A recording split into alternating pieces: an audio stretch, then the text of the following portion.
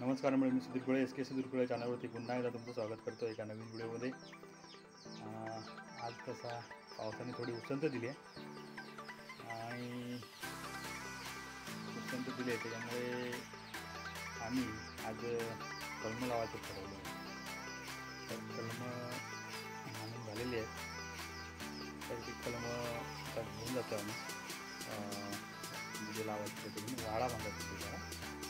पूर्वी आमचे वाडे असायचे, त्यामुळे त्या ठिकाणाला वाडा असं नाव पडलं। त्या वाड्याच्या इथे घेऊन जायचं हे बघा, गवत कापण्यासाठी मशीनसुद्धा आणलेली आहे। गवत कापण्याचे ब्रश कटर आहे मोठा, तर ते घेऊन जायचं। आणि सध्याला आम्ही ते हे झाडं आहेत ती रोपं ती नेऊन ठेवतो तिकडे, आणि नेऊन ठेवल्यामुळं तिथं लावायला ते बरी पडते, बरोबर आहे। तर मग जो इथून म्हणजे इथून ह्या उद्याच्या दिवशी परत त्या प्रत्येक जागेच्या ठिकाणी ठेवा। इथून खूप अंतर लांब आहे आणि मोठी रोपं असल्यामुळे ते वजन आहे आणि ते उचलायला खूप जड असतं।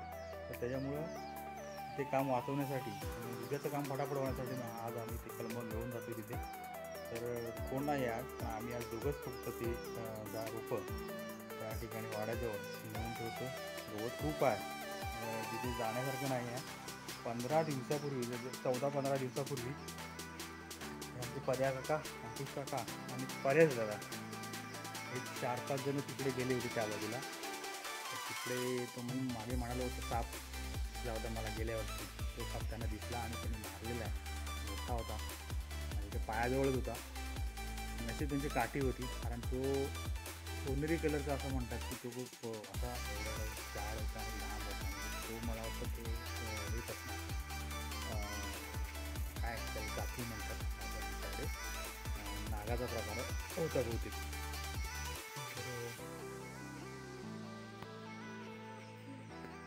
तर आता जेवण झालेलं आहे आणि न्याहारी म्हणतात आणि न्याहारी केली आहे आणि आता तिथं घराचं काम आटोपलं की आम्ही जाऊ। तरी पण मी काल संध्याकाळी जवळजवळ 5:30च्या नंतर काही जी रोपं होती ती त्या शेवटच्या घरापर्यंत नेऊन ठेवलेली आहेत, म्हणजे तिथून न्यायला जवळ पडतील।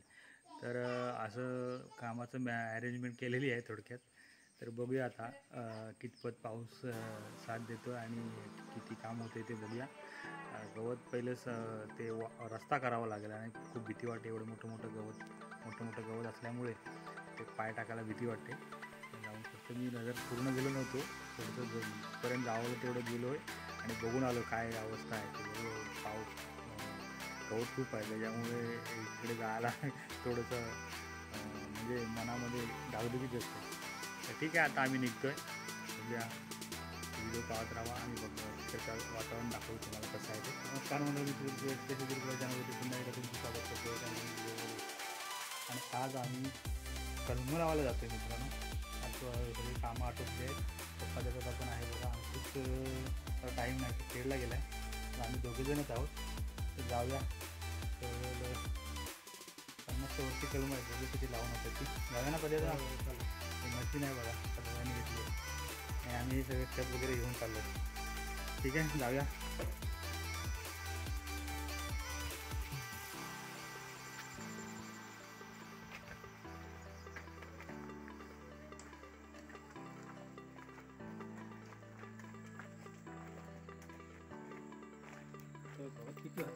आता मोठा झाला आहे, गवत सगळं काढलं आहे।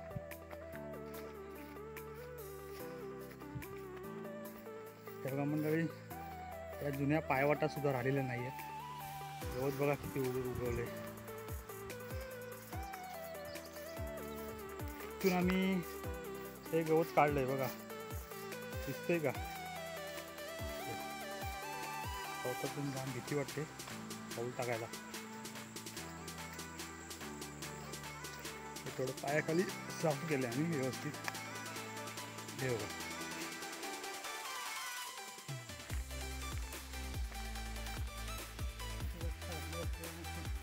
कधी वरती पण काय झालं ते बघायला पण जरा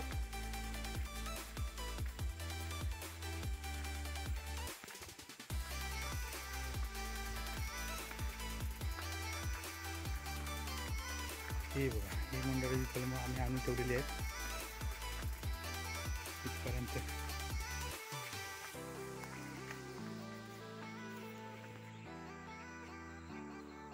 सुरुवात करूया.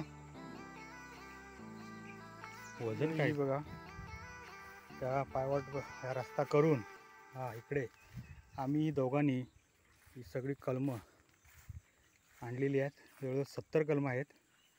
ही अर्धी तिकडे पुढच्या पट्टीमध्ये नेऊन ठेवली आहेत लावायच्या जागेवरती. तर खूप दमाला झालं. सकाळी 11 वाजल्यापासून स्टार्ट केलं आम्ही. मंडळी आता खूप दमलो आहे आणि मशीन पण बंद पडली. मशीनला स्टार्ट मारून मारून खूप दमाला झालं. खूप दम लागला बघा, खूप दम लागला आहे. कारण आता मशीनचं काम होणं मुश्किल आहे. काहीतरी प्रॉब्लेम झालेला दिसतो. पदार्थ पण आला आणि आता आम्ही मंडळला जातो. कारण मशीन नसेल तर गवत काढू शकत नाही. हाताने काढून बघितलं तर हे एवढंसं काढायला जवळ अर्धा जातो. तिथून 2 पावलं काढायला मशीनने फटाफट होतं आणि त्याशिवाय काम फास्ट होणार नाही. त्याच्यामुळं तिथल्या मेकॅनिकला फोन केला आणि तो म्हणाला की मी उद्या मुंबईला जातो. आज 7 वाजेपर्यंत आहे. तो संध्याकाळी गेलो असतो. त्यामुळे मग इथे काम होणारच नाही. दमाला होईल खूप. गवत बघाल तर खूपच आहे. बघितलं जातं तुम्ही. तर ठीक आहे, मशीन बंद पडली ते आता घेऊन येते. कद्या मंडळला जावं लागेल. ठीक आहे, आता निघतो आम्ही आणि घेऊन आता घरी आलो.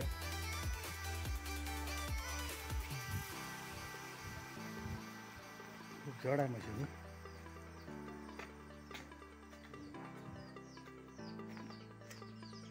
तर मंडळी हे बघा, हे गवत काढून आहे ना, असं सगळा हा काढतो. हे साफ करावं लागणार आहे. आणि ही मशीन मला आहे ना 7, 12 आणि 8 जमा करून ते मी साईट असते DBT साईट, त्या साईटवरही अपलोड केलं होतं माझं फॉर्म. आणि त्या मार्फत कृषी अधिकाऱ्यांच्या मार्फत ही मशीन मला मिळाली. त्याची अर्धी 50% सबसिडी आपल्याला परत मिळते. पण ती सबसिडी अजून मिळेल, त्याच्यासाठी प्रयत्न चालू आहेत.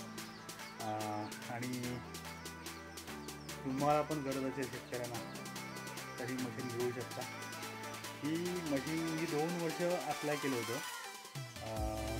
2 वर्ष अप्लाय केलं होतं म्हणजे 2023ला जेव्हा आम्ही पालखी घेऊन मंडणगडात आलो होतो, त्याच वेळेला मला मेसेज आला की तुम्ही तो फॉर्म अपलोड करा म्हणून, ते डॉक्युमेंट्स वगैरे. तर ते सगळे डॉक्युमेंट्स, ते प्रस्ताव केला होता तो सगळा मी तिथे अपलोड केला होता. कारण त्याच्या अगोदर ट्राय करत होतो पण साईट ओपन होत नव्हती. तर अशा तऱ्हेने ही मला मशीन मिळाली. 2 वर्ष त्याचा पाठपुरावा केला, त्यानंतर ती मला मशीन मिळाली.